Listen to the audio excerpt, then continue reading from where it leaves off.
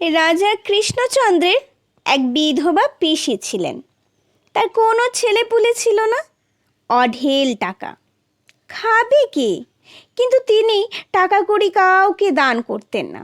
দ্বারে ভিক্ষুক এলে ভিক্ষুককে তিনি ভিক্ষাও দিতেন না।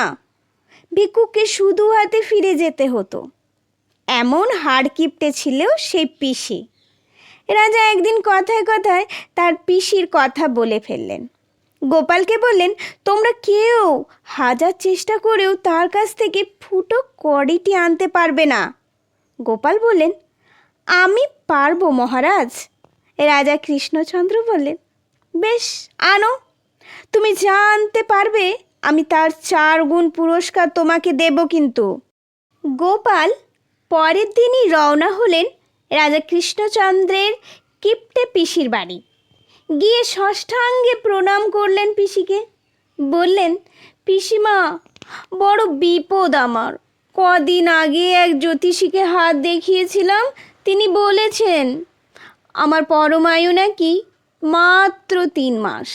3 মাসের বেশি আমি বাঁচব না। পিসি বললেন, সে কি? তাহলে এখন উপায়? গোপাল বললেন, উপায় আর কিছু নেই পিসিমা। 3 মাস পরে আমার ইহলোক থেকে ছুটি। আমার ইচ্ছে আপনার পাতের প্রসাদ খেয়ে মরতে। আমার এই শেষ ইচ্ছেটুকুর জন্য আপনার বাড়িতে আজ আসা আমার।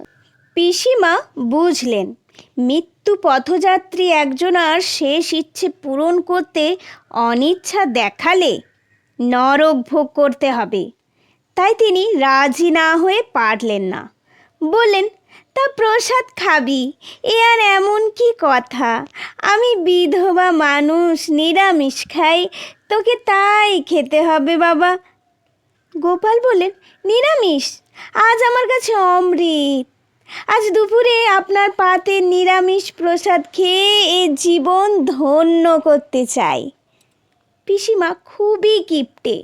দুপুরে খাওয়ার জন্যে গোপালকে দিলেন অল্প ভাত, 1 চিমটি শাক ভাজা আর একটু লাউ ঘন্ট। গোপালকে ডেকে বললেন, খা বাবা খা। প্রসাদ খেয়ে যদি তোর শেষ ইচ্ছে পূরণ হয় তাই হোক। গোপাল খেতে বসলেন।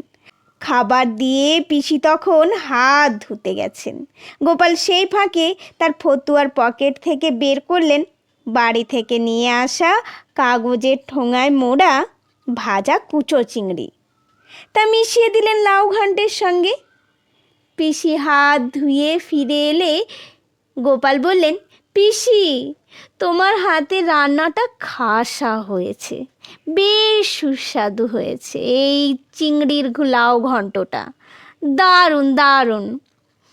পিসিমা গোপালের কথা শুনে অবাক হলেন। বললেন, নিরামিষ লাউ ঘন্টে আবার চিংড়ি পেলে কি করে? কই দেখি।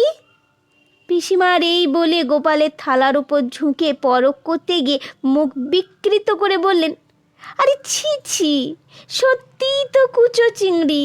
কি করে যে এমন ঘটলো তা কিছুই মাথায় আসছে না। যাক, এ নিয়ে আর বাইরে সাত কান করো না বাবা। গোপাল বললেন, চিংড়ির লাউ ঘন্টের কথা বাইরে বলতে যাব কেন? তবে মহারাজ যদি জানতে চান পিসি বাড়িতে কি খেয়েছো গোপাল, তখন তো আর আমি মিছে কথা বলতে পারবো না। সত্যি কথাটা বলতে হবে। আর যখন আমার পরমায়ু ফুরিয়ে এসেছে তখন খামোখা মিথ্যে কথা বলে আর পাপের বোঝা ভারী করব কেন? পিসিমা ব্যাকুল হয়ে বললেন, এই অনাথ সৃষ্টির কথা রাজা কৃষ্ণচন্দ্রের কানে না তোলাই ভালো। তাহলে তার সঙ্গে সভার সব সভাসদরাও শুনবে। দোহাই বাবা, এমন কাজ করো না।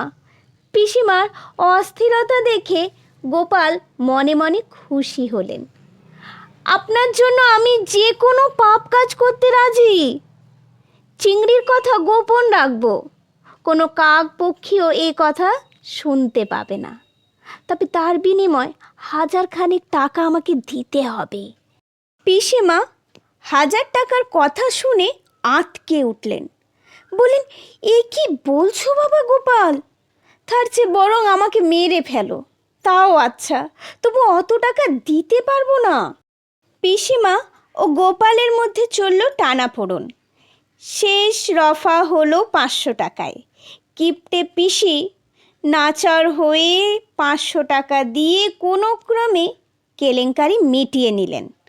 গোপাল রাজসভায় ফিরে এসে রাজা কৃষ্ণচন্দ্রকে সবিস্তারে জানালেন কিভাবে পরিকল্পনা করে আদায় করেছেন পিসির কাছ থেকে 500 টাকা। রাজার এই অসম্ভব কাণ্ডে অবাক হলেন। গোপালের বুদ্ধির তারিফ করলেন আর তার প্রতিশ্রুতি মতো 4 গুণ টাকা দিয়ে গোপালকে পুরস্কৃত করলেন।